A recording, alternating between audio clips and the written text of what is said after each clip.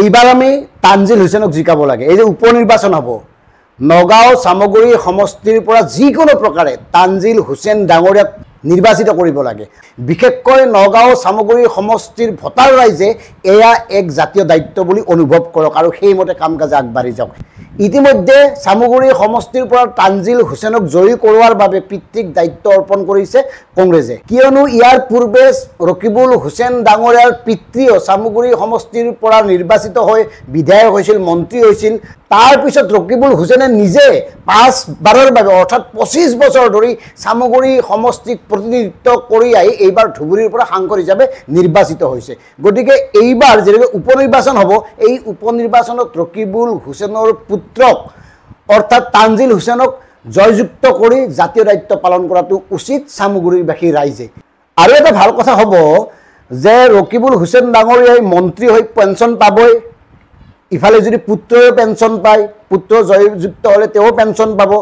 আনহাতে 26ত যেনেকৈ আৰু পূৰ্ণকালীন নিৰ্বাচন হ'ব, তেতিয়া ৰকিবুল হুছেইন ডাঙৰীয়াৰ পত্নীক তাত নিৰ্বাচন খেলিব দিব লাগে আৰু পত্নীও তাৰ পৰা নিৰ্বাচিত হৈ আহি অনাগত সময়ত যেতিয়া তেওঁলোকে সাধাৰণ জনতাক অৰ্থাৎ ৰাইজক সেৱা কৰি ভাগৰি মানে ঘৰত জিৰণি ল'ব, তেতিয়া যাতে তেওঁলোকৰ কোনো টকা পইচাৰ অসুবিধা নহয়, চিন্তা নহয়, তেতিয়া যাতে পৰিয়ালটোৱে চৰকাৰী পেঞ্চনেৰে চলি থাকিব পাৰে।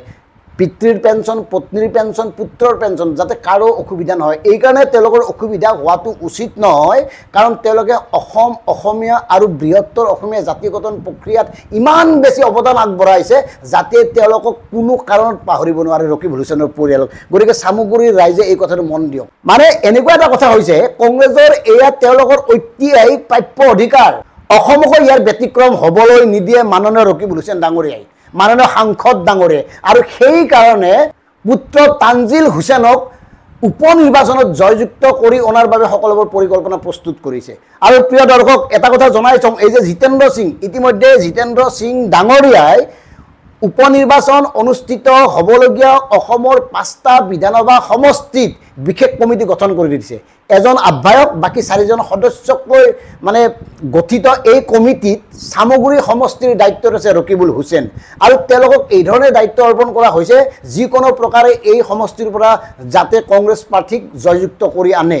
আৰু তাৰ দায়িত্ব যদিকে ৰকিবুল হুছেইনে পাইছে নিজৰ সমষ্টিত, চামগুৰি সমষ্টিত, গতিকে তেওঁৰ পুত্ৰক ইতিমধ্যে মাৰ্কেটিঙত মানে আগবঢ়াই দিছে। বিভিন্ন ঠাইত বিভিন্ন মেলে মিটিঙে লগত লৈ ঘূৰি আছে।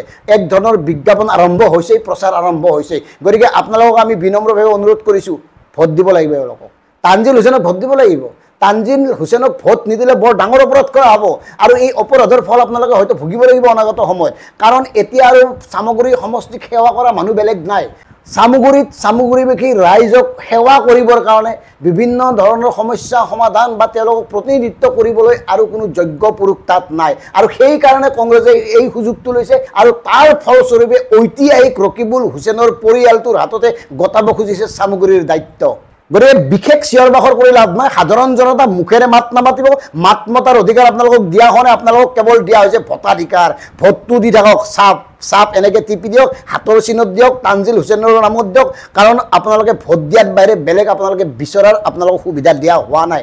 গতিকে আপোনালোকে মাত মাতিব নোৱাৰিব, আপোনালোকে কথা ক'ব নোৱাৰিব, আপত্তি অভিযোগ দিব নোৱাৰিব। এইকাৰণে দিব নোৱাৰিব, কংগ্ৰেছৰ হাইকমাণ্ডে সকলোবোৰ দায়িত্ব অৰ্পণ কৰিছে ৰকিবুল হুছেইনক। আৰু ৰকিবুল হুছেইনে যি কয় তাকে আপোনালোকে শুনিব লাগিব, কাৰণ বিজেপি বেয়া কাম কৰি আছে, বিজেপি ইমান বেয়া কাম কৰি আছে। গতিকে তাৰ বিৰুদ্ধে তানজিল হুছেইনে আপোনালোকৰ ত্ৰাণকৰ্তাৰ ভূমিকাত অৱতীৰ্ণ হ'ব। তেওঁলোকৰ পৰিয়ালটোৱে আপোনালোকক ইমান দিছে, গতিকে তেওঁলোককো আপোনালোকে দিয়া উচিত। গতিকে অনাগত সময়ত মই আগতেও কৈছোঁ যে অন্ততঃ পিতৃ, পুত্ৰ আৰু অনাগত সময়ত 2026ত যদি ৰকিবুল হুছেইন ডাঙৰীয়াই পুত্ৰৰ ঠাইত পত্নীক নিৰ্বাচিত কৰি আনে, তেতিয়াহ'লে অনাগত সময়ত অন্ততঃ এই নিৰীহ 3টা পৰিয়ালে চৰকাৰী পেঞ্চনত কিবাকৈ চলি থাকিব। গতিকে সাধাৰণ জনতাই তাৰ পিছত কি কৰে কৰি থাকিব। ধন্যবাদ।